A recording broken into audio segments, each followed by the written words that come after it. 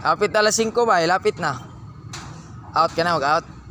Alas 6. Alas 6. May uti ka na 2 oras niyan. Matagal ka na dito sa ganitong trabaho ba?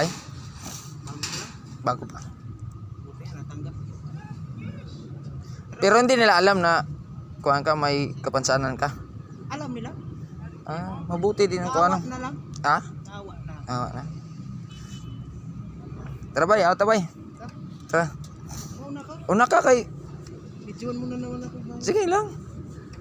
Para makita din ba baka da merong tumulong sa atin o sa iyo. Baka makapanood sila sa iyo, sitwasyon mo. Kamawa ba? Saan naman tayo mag-uti mamaya? Diyan oh. Diyan.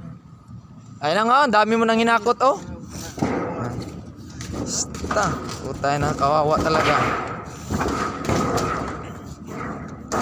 Hindi ko lang to binibidyohan na kalokohan na. Talagang ganyan talaga sitwasyon niya. Kakaawa po, pero malakas yan. Oo. Malakas yan. Mag-uti ka pa mamaya. Uti ako mamaya. Malakas, masipag pa. Oh. Kayong walang mga kapansanan yan, dyan, panoorin nyo to para meron kayong kuan, ang tawag nitong idea bang na bakit kayo magtrabaho kayong mga malakas, kasi ito nga oh, may kapansanan, nagtatrabaho pa rin. Bay, ano yung masasabi mo bay? Sa walang mga kapansanan bay? Ha?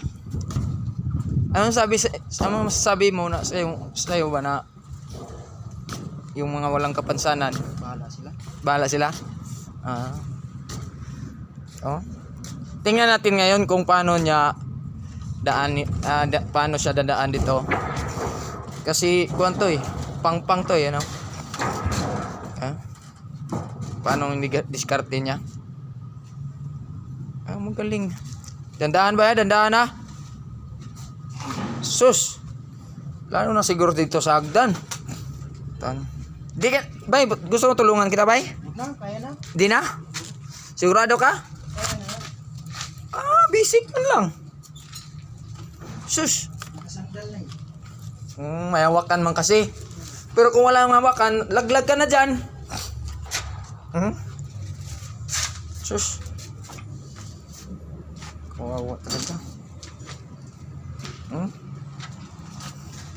Sundan natin, sundan. Baka sa Bisaya ba, maumod. Sus. Hoy, wala pa mang oras. Excited ka?